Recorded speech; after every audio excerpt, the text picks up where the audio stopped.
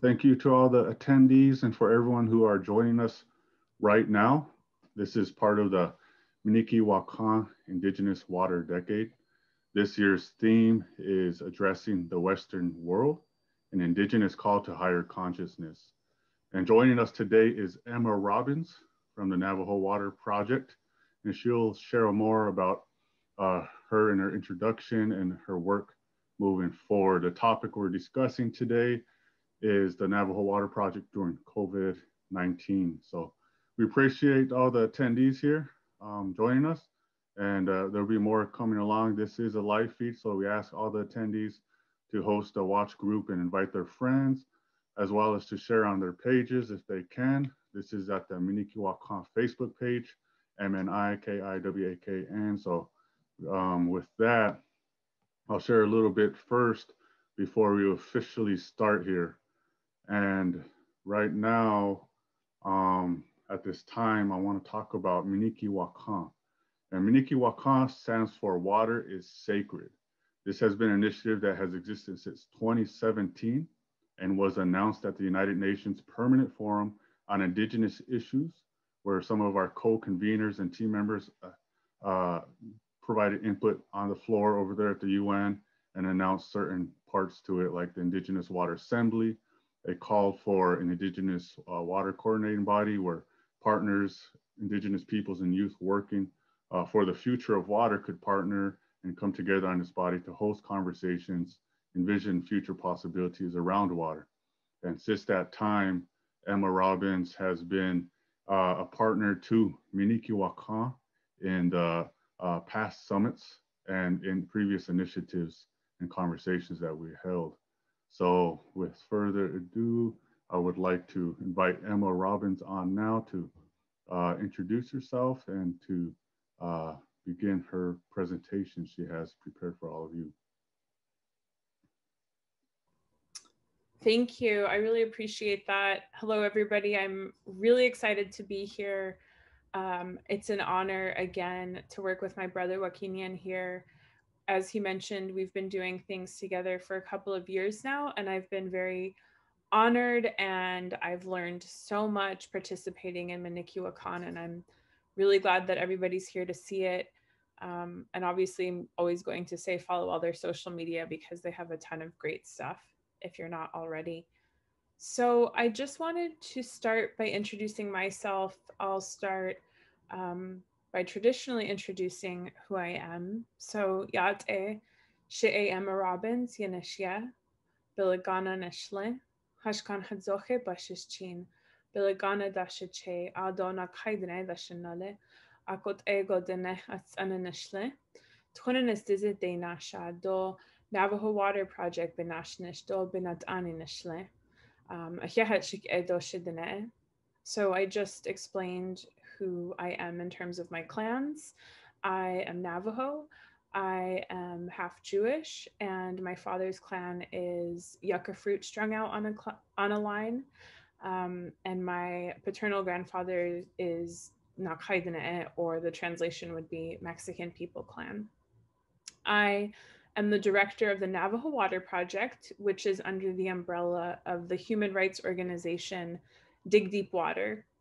And we are based here on Tongva land or in Los Angeles. However, my work is exclusively on the Navajo Nation. I grew up on the western side of the reservation in a community called Tuba City, and my family is from the same area, but in a place called Cameron, Arizona, and so about 30 miles away. And I always explain to people that, you know, the work that we do, obviously I'll show you more in just a second, but we work with the 40% of Navajos who don't have access to clean running water on the Navajo Nation. And what that means is that these folks don't have running water in their homes and that they're forced to haul water from sources that oftentimes are unsafe.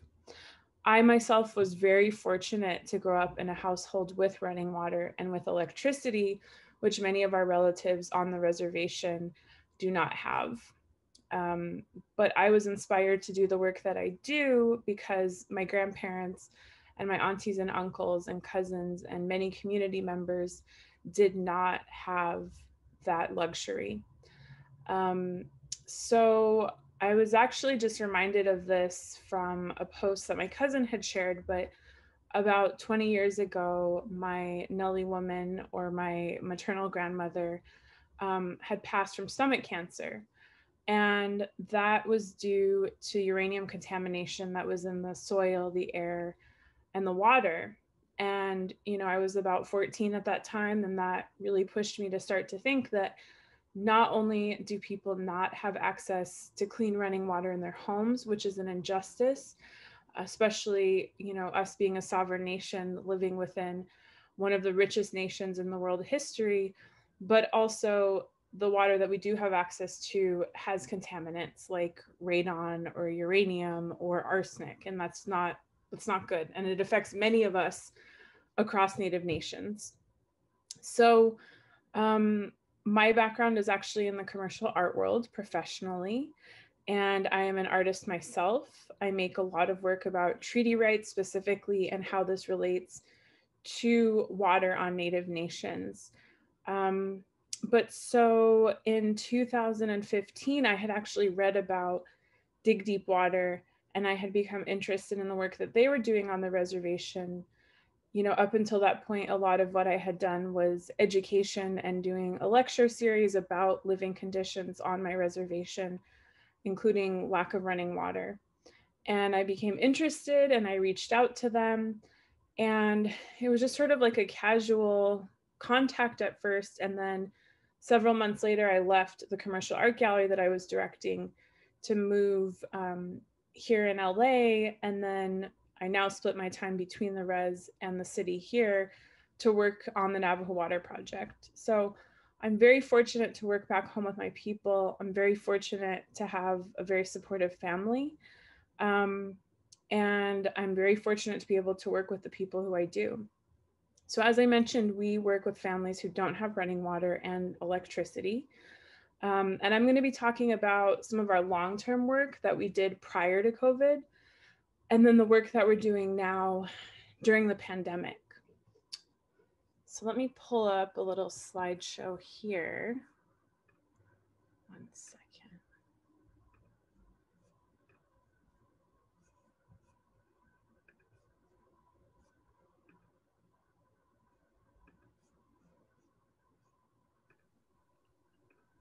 While she's doing that, I'll just share a little bit about Mni Ki Wakan. Now that's already up, but so Mni Ki Wakan, again, is a decade water initiative dedicated to amplifying Indigenous voices on water. And so we recognize that there is an Indigenous water governance map, or at least innovation map, where we can bring together Indigenous peoples and youth to actually begin to experience diverse knowledge and creativity on the area of water. And so there's such a rich pool of collective intelligence and wisdom, and Emma Robbins is a part of that. So with that piece, I'll pass this back over to Emma. Okay, so the Navajo Water Project was started in 2014, and at the time, there was an idea that we would partner with communities.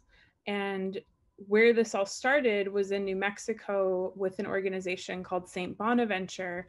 And they're actually one of our partner orgs. And what they were doing was delivering water to families on the eastern side of the reservation who didn't have access. And this sort of sparked a relationship between Dig Deep and St. Bonaventure. And at the time, Dig Deep was working on international projects, so in South Sudan and Kashmir and Cameroon. And like I mentioned, I came on later in 2016. And so prior to that, this project had been in the very early developing stages, but we hadn't yet started installing water systems. And so, there are several sectors of the work that we do. I will touch briefly on the long-term projects, and then again, focusing primarily on COVID-19. So again, we're a part of Dig Deep. We're the largest project, and we are working on the Navajo Nation in all agencies across the 3 states that we occupy. And, you know, I really point that out because we're a huge reservation, we're a huge sovereign nation, and these water issues are everywhere. So let's get started here. So I just want to share a few photos of what the past few months have been. You know, obviously, the pandemic started in the US pretty heavily mid-March. And that's obviously when all of our work shifted, like literally overnight. And we are a long-term water access project. And so, you know, we're working with families who are off grid who will never receive piped water. And so we install what we call home water systems, which are underground cisterns, which you'll see here in a bit. And these are replenished by a series of water delivery trucks. And we also do things like bill pay for families who do have piped water. And then, you know, we do have a series of partners that will help with plumbing repairs, which I'll also sort of end my presentation with talking about what that looks like. And then we also partner with universities like MIT or U of A and talk about different technologies that can be deployed across the Navajo Nation. But our work shifted overnight, and our work shifted very quickly because, if some of you may remember, the Navajo Nation was hit the hardest and had the highest infection rates per capita in the entire country. And, you know, to this day, we're still experiencing large waves, and a lot of it has to do with the fact that we are in 3 different states, and a lot of it has to do with the fact that people have to travel and leave the reservation to do things like get water because they don't have it in their homes. We're also seeing that the infection rate went up because people can't do things like wash their hands for 20 seconds with warm water. So that's been pretty devastating. I mean, I think all of us have experienced losses, but it was something where we stepped up and said, we have to do this really quickly. And it's difficult because obviously we're working inside of families' homes. Like here on the left, you'll see our hogan, traditional hogan, with 2 of our water and solar technicians. And it's generally work that we do inside where we're constantly interacting with family members, and we're not able to do that anymore.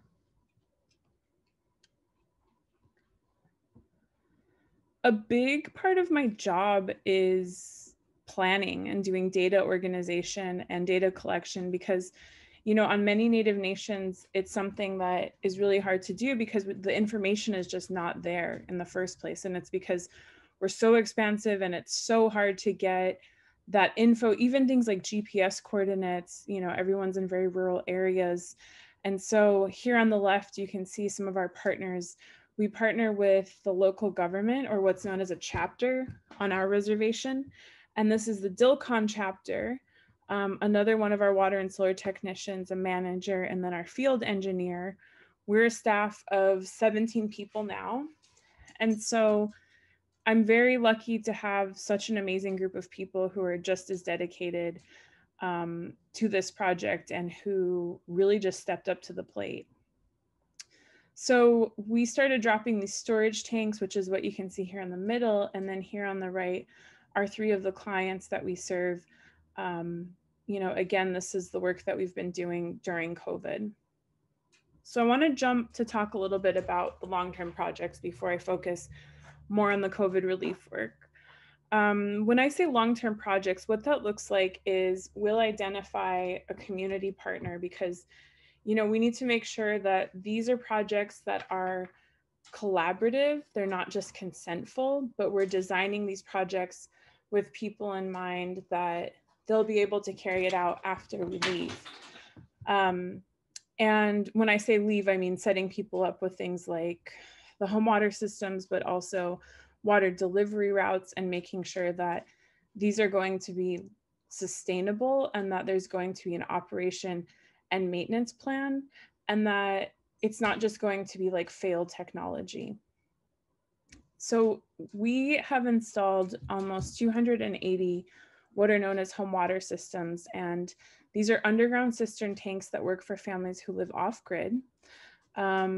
Here, this says 19, we're actually 17 now. I need to change that number. And as I mentioned, we're partnering with different people. So we work in 3 main areas. One is Natsitzan or Navajo Mountain, and that's an area that's pretty complicated to work in because they are a chapter, or again, a local government that lies within Arizona and Utah. And so laws often change. Somebody might get funding for something that goes up to the state line. Other people don't, even though they're living like 10 feet away. And so it's really complicated working here because this community is actually in 3 different counties as well. So 2 states, 3 different counties, a sovereign nation, and then we deal with like the federal government. And then here, Dilcon, I mentioned them in the lower left corner. They're closer to Winslow. And then here on the right, you'll see that we have a project that's pretty developed. And that's where we actually started out with the partner org St. Bonaventure that I mentioned, doing water deliveries. And to give you an idea of the sites, they're probably about 3 hours apart from each site. And so it's definitely something that it's important that we have staff in every area, and that, we're not making people travel around and whatnot, but we do also really rely heavily on each other. And that's been a really beautiful part about this project, is also bringing new skills and making sure that we're getting people training that they need to carry on these projects. So this is what a home water system looks like. And again, you'll see that this works for families who are living off grid and who won't have access to get hooked up to a water line. So here on the left is a cistern that goes underground. And it's important that it goes underground because it does get very cold here in this region. We work at elevations that are around 7,500 feet above sea level. And now we're seeing a lot of snow and frost. And so we need to make sure that it's below the freeze line. A big part of our mission is making sure that families have not only running water, but that they have warm running water. And so we install a water heater. From the cistern, there's a pretty simple series of plumbing. It's brought in by a pump. There's the heater, a particle filter, one sink. You don't see it here, but we install gray water drain fields because there's no solid waste. And then there are 2 types of systems. For families who don't have grid electricity, we'll install a solar system, and that's a panel, and there's a controller and a battery. And then we also get to install LED light strips, so that way families have light in different areas in their home. And then we also install charging ports, so for like cell phones or other USB cord devices. And these run off of a monthly water delivery route, which I'll show you. But this is something that has definitely taken us a while to perfect because there are certain things that go into it, like cultural elements. One thing is, in some of the areas that we're working in, the rock is so thick. And so we're not always able to get below the freeze line. And we found things that, for us, the Diné people, death is very taboo. And there was an instance where we had to mound one of the tanks and it looked like a grave site. And we just need to make sure to problem solve that. We're not only implementing these technologies, but we're implementing these technologies that are going to be factoring in our culture and making sure that it works for our people.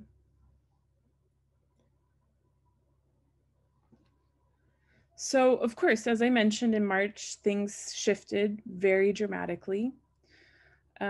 We were in a state of emergency across the Navajo Nation, and we really weren't sure what to do because, again, overnight, it was like we were working in these homes, we were installing these systems. Those photos that I showed you outside, 2 of them were outside digging holes, but there's plumbing and there's drilling and there's installation that goes on inside. And apart from that, there's education to make sure that families understand what it is that we're installing exactly. So we were approached by a company that wanted to donate bottled water. And, this was a very short-term solution for us. It was something where, Obviously bottled water is not sustainable. It's not great for the environment, but it was something where we needed to get drinking water out to families who were either COVID positive or elders, or who lived very off grid, like the families that we were used to working with. And we needed to get packaged water to them safely and, again, very quickly. Um, and so we partnered with what are known as CHRs, or community health reps, again, the local governments, different entities like Indian Health Service, the Department of Community Development, and the Water Utility Authority, different agencies from the Navajo Nation. And we all came together and said, all right, so we have this huge amount of bottled water. Now let's get this out to families. And again, prioritizing those who were COVID positive, or those who had to self-quarantine, our elders, single parents, veterans, people who are very high need. And this was dropped off at different hubs across the reservation. And then these like fabulous people just helped us distribute it because, again, PPE was something that was really hard to get at that point. This was probably when things were the worst on the reservation, in late spring and early summer. And I just always say, like, it's so important to highlight our community partners and how much they really helped us out. And more than us distributing the water, the community members. So these are just a few of those people here in these two photos on the right.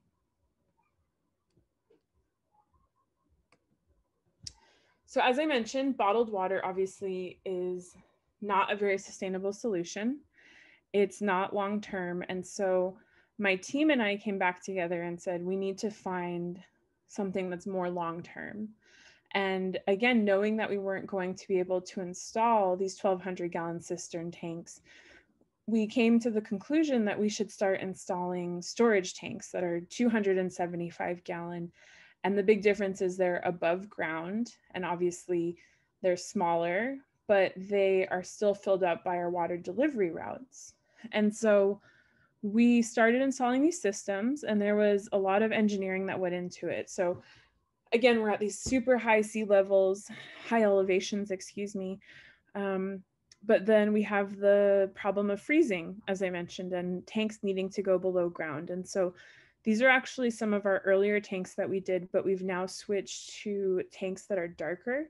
So that cuts down on algae growth and bacteria because, again, it's sunny a lot of the times. And we've also implemented freeze protection, which are sort of like, they look like blankets kind of, or, if you've seen like a barbecue or something, a cover that goes on top of it. And that helps insulate them.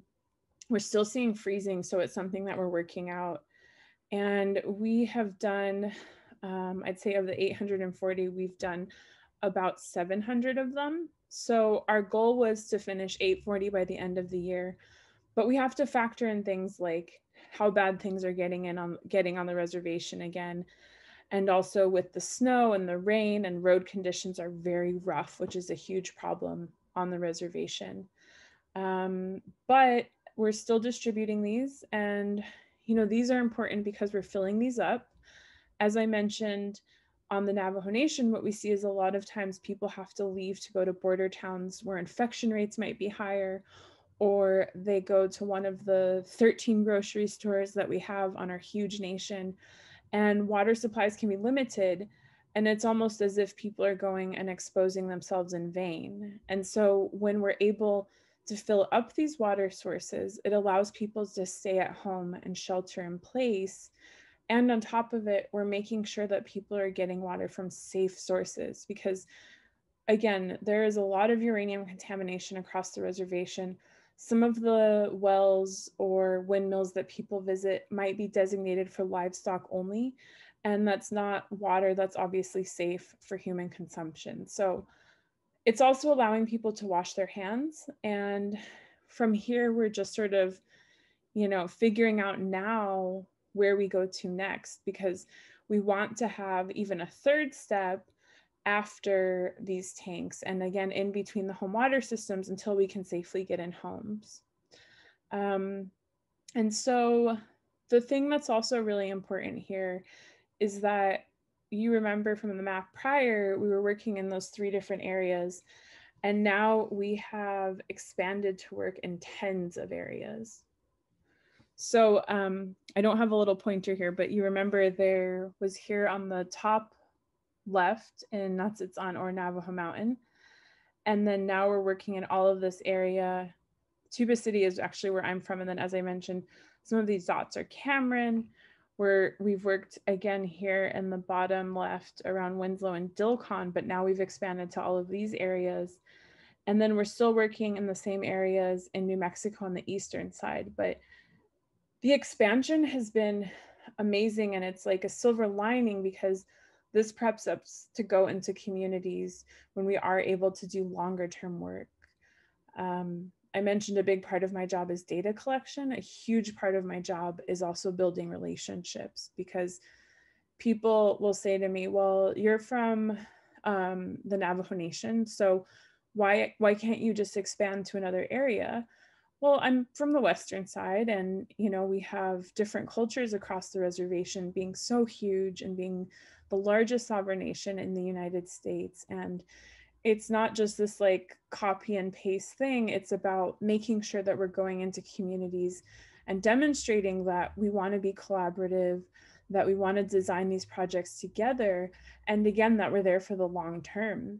I'll say, as a Navajo myself, I've seen a lot of these projects happen, and there isn't an operation and maintenance plan, and that can become an issue. So again, the silver lining of this is being able to sprout these relationships or to plant them. And then when things lift and we're able to work longer term to keep that going. So I mentioned the water delivery routes. These are 2 types of water trucks that we use on the right. One is actually a real water truck that has a tanker. And we have 2 different types of trucks of these that are either 2,500 gallon or 3,000 gallon. This is St. Bonaventure, which I mentioned was our first project partner. They actually own this well here on the left.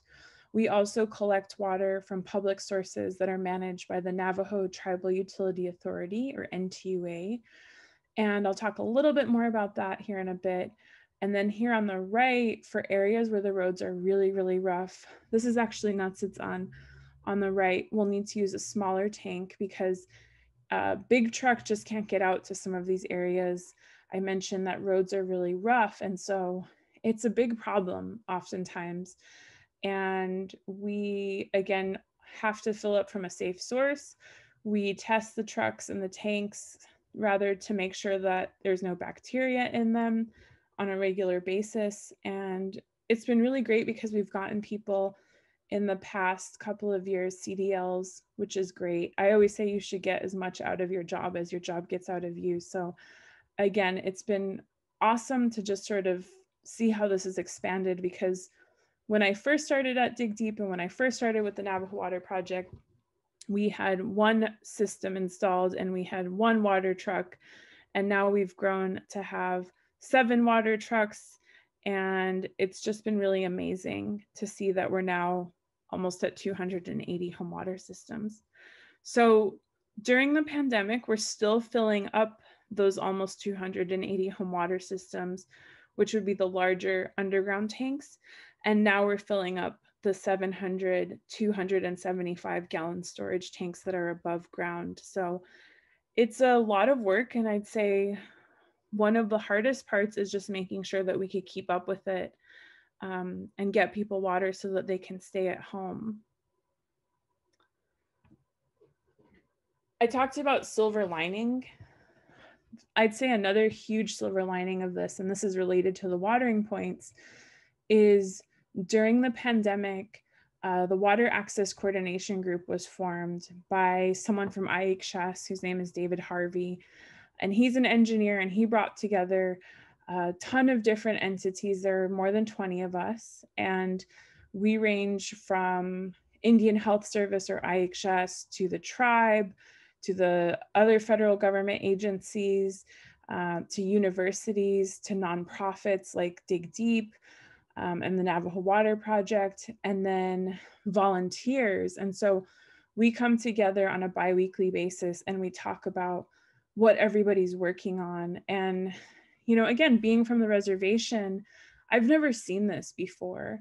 I've never seen different people and different groups coming together and saying, all right, so there's like this big problem and it's lack of running water, and it's very much existing outside of the pandemic, but it's been highlighted by COVID-19. So what are we going to do to problem solve this? And more than just talking about the issues and the solutions, how are we going to actually implement them?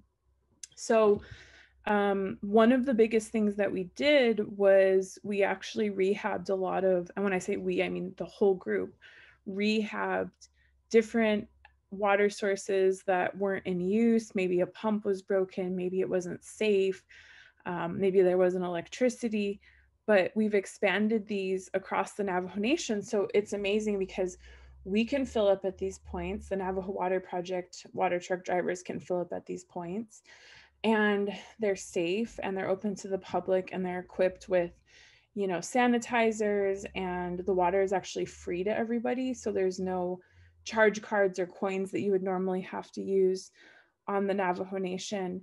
And it cuts down a lot of what people have to drive. You know, I think oftentimes when people think about the fact that folks don't have running water, they think about the aspects like, well, you can't wash your hands, you don't have water to drink. There's also, you know, the factor that you need to have something like a pickup truck to collect water when you're hauling your own drinking water. There's wear and tear that goes into your vehicle because the roads are so bad. And on top of it, it's very costly if you have to pay for gas and if you have to take time off from work or school to do that. And then there's the mental health aspect, which is constantly worrying about where you're going to get water from. And so this has cut down how people are driving or how often or how far they're driving now. So it's been amazing because we're not only talking about what we're going to do during the pandemic, but we're talking about what we're going to do long-term as well. So here's the website at the bottom, navajosafewater.org. And it's awesome because you can just see the work that we've done, but you can also see like the interactive maps where it will tell people where the safe water sources are, and give a lot of information about what's going on the reservation. So I mentioned, you know, people that we collaborate with and entities. And last summer, I got to work on a project with an organization called I Wish. And not just I got to, our team got to work with I Wish, or the International Water, Sanitation, and Hygiene Foundation. And they are a nonprofit, and they normally do work that's international. They've done a lot of things in Indonesia and South Africa. And so I actually started working with them several years ago, and we've done projects on the eastern side of the reservation. But this time they came to Natsitzan, or again, Navajo Mountain, where water is such a big problem because, as I mentioned, there are so many different agencies, governmental groups involved, and it can be very difficult with funding and jurisdiction. And so the work that we do, as I mentioned, is there's no solid waste involved because there's no bathroom. It's a drinking water system, again, you know, for one sink. And so we teamed up with I Wish, and they were actually able to install bathroom additions, and they were able to install septic and toilets. And so that way, that's paving the path for where we're going next, which is going to be implementing bathroom and sanitation elements to our work. And it was just really amazing because, like, this grandma right here, Emma Seaton, she's 94, and this is the first time, well, she was 93, now she's 94. This was the first time that she had running water in her home. And, you know, we want to make sure that our elders are taken care of, obviously. And, you know, it's difficult because oftentimes what we see is when people who are living in their homes and they're living traditionally don't have running water, they have to leave because they need, you know, basic amenities like running water. And it's really hard because they want to stay where they've always been and where their family has been for centuries. And, you know, we have that right living on a reservation or on a sovereign nation in our traditional homelands to be able to stay there. And so because of that, Grandma Seaton still gets to stay here. And this is her and her family. And here is one of our collaborators on the right, Randy, who installed the system. And again, you know, they've helped dig deep in the Navajo Nation in different areas. But when COVID lifts, that's one of our next plans, or what we've been engineering and orchestrating, is moving on to septic. So I just wanted to share this video with you. And this is last June. On behalf of I Wish and Dig Deep, we would like you to try your water for the first time. If you could please turn it on.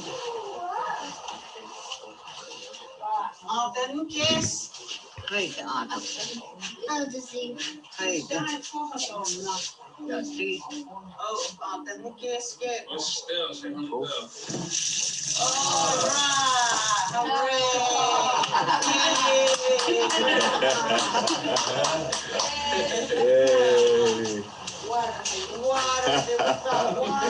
Oh, water. And hot water.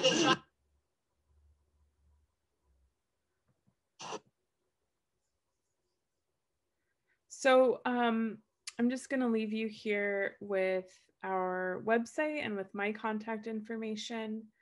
And if you have any questions, you know, that we don't get to answer or talk about here, or if you see this later and you want to connect, again, my email address, and definitely check out our website to learn more about our work, navajowaterproject.org. And yeah, thank you so much for listening.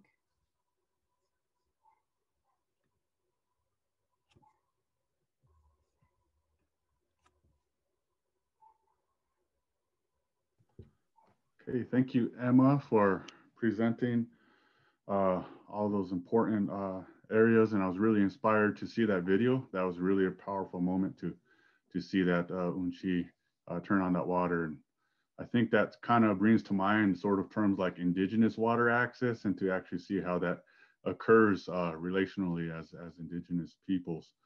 And so I think the pieces that stood out to me were water bottling, and just kind of seeing how that is a critical resource during this time to, and the large storage tanks that enable shelter in place for the people that you serve. And so that was really a powerful point. And I think more of this type of conversation has to emerge or surface as we're talking about water. And this really helps the attendees and the viewers today who hear this story that you're carrying out as a Navajo Water Project.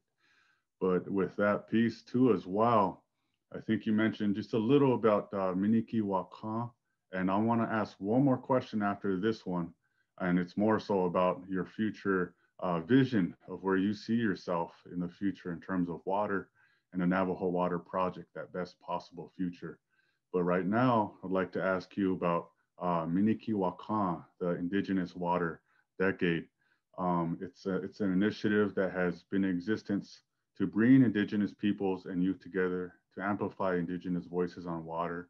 And by that, I mean a simple act of collaborating, coming together, conversation, asking powerful questions, centering upstream thinking, Indigenous innovations, meaning unprecedented actions or new ideas within the realm of water. So, you know, I think in Mni Ki Wakan, we often center relatives, you know, relatives as and partnerships as well. And what we always say is relatives last a lifetime, and they give way to those meaningful and lasting plans. But with those kind of ingredients, I'd like to pass this over to you to share about your experience in the past. I know you've been a keynote. Many of our attendees were really inspired in the past years by your presence, your voice, what you shared. And so with this piece, I'll pass it over to you, Emma. Thank you for that. You know, I think teaming up with you and with Mni Ki Wakan was one of the most pivotal moments for me. And it was really inspiring to be able to attend the summit and learn from other Indigenous peoples, not only on Turtle Island, you know, or in the US, but from areas throughout the world about water issues, and not just the issues, but the solutions. Because, you know, the thing is, we as Indigenous people are going to solve these problems when we're solving them for ourselves. And not to say that allyship and accomplices and collaborators aren't important, but for us to actually understand these problems and these solutions, we need to have those conversations, which aren't always easy. Honestly, they're not easy at all. But to say, this is happening in my community, and I want to team up with people who are from my community, but also other Indigenous folks who might have an understanding of what our communities are going through and how we're going to move forward. I remember specifically one conversation and one presentation that had happened at a summit. Gosh, I can't believe it was like 2 years ago now at this point. But there was a sister who I believe was Chamorro, and she was talking about the water situation in Guam and about how there was lead in their water there because of the occupation of the military from the US, from bullets. And that really stuck with me, where I'm thinking that's not even the same type of water situation that we're dealing with on the reservation. But it is, because when one person doesn't have clean water, all of us don't have clean water, you know. And I think also, I joke about this, but being Dana and being Navajo and from the reservation and working on the Navajo Water Project, it's like oftentimes I feel like I just have blinders, or rather, I'm very focused on Navajo issues for obvious reasons. I mean, one, I'm Navajo, two, I'm from the reservation, three, that's literally my job. But it was really important to have these conversations with people who I wouldn't normally come in contact with and say, you're going through this water problem. I'm taking note of this. And, you know, as you mentioned, it was this relationship building with relatives that I'll always remember those conversations and always be able to think back, like, well, this was a problem that they had. If we had this, how do we team up together? And again, like, where does everybody fit into this puzzle piece in terms of solutions? And I think having these conversations and understanding that we're not just alone. You know, in the United States, there are over 2 million Americans who don't have access to clean running water, Indigenous peoples and non-Indigenous peoples. And it's a huge issue. And I think oftentimes it can feel very frustrating, like you're alone and nobody else experiences this. And just even being able to have those conversations is great. And I think it's really impactful that we're doing things and we're not just talking about it. And again, I always say, you know, you and I, we're not just these like unicorns who are working on these issues. You know, there are many of us, there are hundreds, if not thousands of us who are fighting for our communities and saying, I'm going to organize these conversations, or I'm going to implement these projects. And it's important that we can all come together to be a herd of unicorns, not just like a couple here and there. Yeah, and that brings me back to the place of Mni Ki Wakan. You know, this was a global water initiative by Indigenous peoples and youth that came together initially at the United Nations when we've seen an unmet need for this sort of coordination and partnerships or collaboration to exist between Indigenous peoples and youth. But on a global level, there are over 375 million Indigenous peoples. And we also understand that, you know, 80% of the world's biodiversity across land and water has been able to survive because of Indigenous peoples and youth. So we kind of pull from that story and that narrative there to bring this all together to share that there are commonalities, but there are also differences, unique experiences between the water situations we find ourselves, but also using water as an opportunity to come together. And I think you've shared on that a bit and too. And I'm just wondering too about what kind of relationships came out of this Mni Ki Wakan for you in the past years. What came out of it, I mean, is even this, right? Like us being able to have these conversations and, thinking about connections. It's always, I always feel a little cheesy using this analogy, but it's the best way to think about it is these types of conversations are like water drops, right? And so when there's a drop, there's a huge ripple, and the ripple goes out, and it's like, well, who can I call on to ask them about, lead levels, or who can I call on to talk about how do we get this filtration system, or who can I call on to find out about where to get PPE? It's like these different relationships that are built from there. And, when I first got involved with Mni Ki Wakan, it was interesting because someone had reached out and said, well, have you heard about this work and this project that's going on? And then, that's like a long lasting relationship where we are now able to call upon each other, and not just like I'm only going to call you when I need help, but rather I know that there's that solid base there. I think there have been many instances like that with people who I've met, our Maori brothers and sisters as well, who are in attendance, and thinking that there are people across the world. I mean, you and I right now, I'm in LA and you're up north and in the freezing cold up there. And it's something where we have these relationships. And I feel very welcomed by your family overall, by the LaPointe family, and knowing that these are forever and these are long lasting past the decade of the Water Summit. And that's really important to think about. And again, it's something where I would like people to think that I've met, or people who would connect me from this ripple, from this water drop, that they can call upon me if I can be of service. I think you said something really powerful at the beginning here. You said when one person doesn't have clean water, none of us have clean water. And that made me think of an adage that I heard on an international level, that water connects us all. And so each of these water issues in some way or form is connected. And I want to thank you for sharing that piece with us, because one of our other past attendees who participated once said that, each one of us is a drop of water, but together we are an unstoppable force, capable of breaking down all barriers. And so that was some of the wisdom that emerges from Mni Ki Wakan. But with that piece, I want to ask you, what types of innovations or untried efforts do you envision that are powerful enough or capable of helping us to achieve the best possible future for water?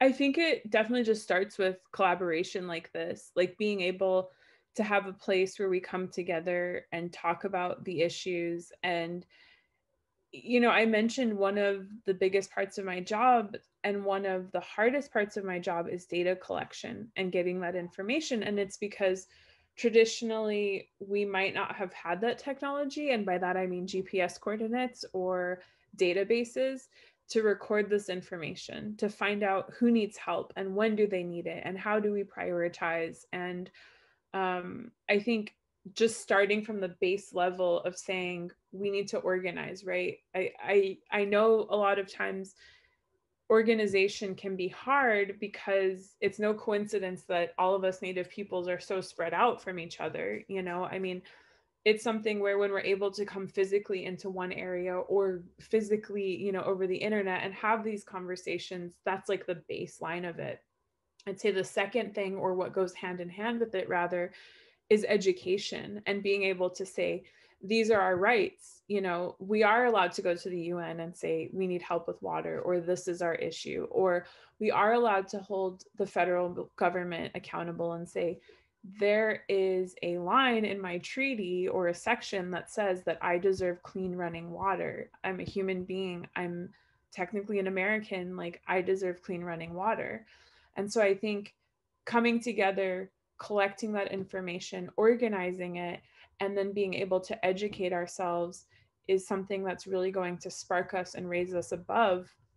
I think in 2020, it's been a really beautiful year because there have been so many movements with the Black Lives Matter, with little things. I mean, they're not little, but with things like mascots being changed from racist things to who knows what. They haven't really gotten new names yet, but you know, the fact that they're eliminating those, or that more cities this year took out Columbus Day and are implementing Indigenous Peoples Day, that's really sparked a movement for people to start to pay attention to Indigenous folks. And I think having more and more allies is going to help us as well, where, you know, we have people who approach us, as I mentioned, from different universities, and teaming up with a place like MIT has been really awesome, because in terms of technology specifically, these are things that I don't have access to, or I didn't have access to growing up on the res. And so having just a more widespread presence is really good too. But I think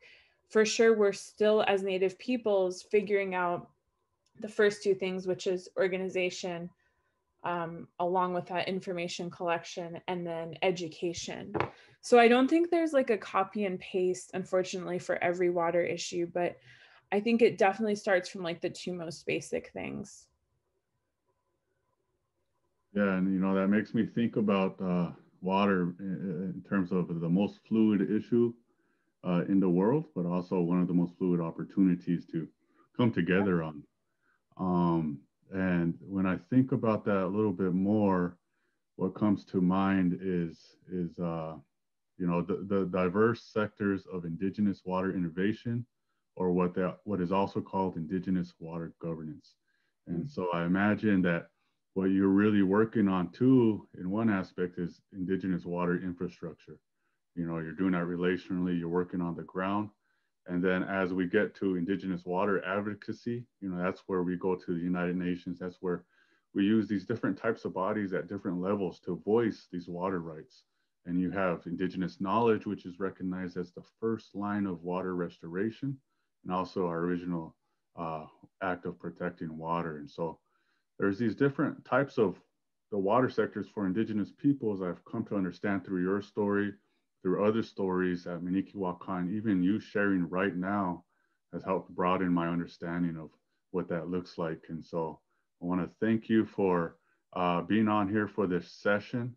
I will say to everyone and the attendees and those who will watch this later, to join Mni Ki Wakan on our Facebook, our social media platforms, Instagram, but also to email Emma if you have any questions. She provided her email, also her Navajo Water Project website. And so please keep those in mind. And with that, is there any last words from you, Emma, today that you would like to share with everyone? I just want to say, stay safe out there, everybody. You know, we're still in a very critical time of the pandemic, and be sure to wear your masks and wash your hands and drink water, and take time for yourself to mentally just be still and not constantly be worrying about things, because we're in such a scary time. And, you know, I think I just really want to encourage everybody. You know, I mentioned being an artist, and also the work that I do, and us holding our government accountable when it comes to things like treaties. Learn your treaties, learn what these are, because it's so important that we arm ourselves with this knowledge, especially when it comes to water and other human rights that are related to us and our peoples, because it's up to us, no matter what age group you are, no matter if you're Native, no matter if you're Indigenous or not. It's important that we know what our treaties are and what is in them, and hold people accountable, because it's just so important to be able to move forward. So thank you so much for having me. It's been a pleasure. Okay. With that, I say Doksha Ake to everyone, Doksha Ake to Emma, and we'll see you all again in the future. We will be hosting more conversations with Indigenous water defenders, champions, and workers. So we hope you'll join us in those conversations.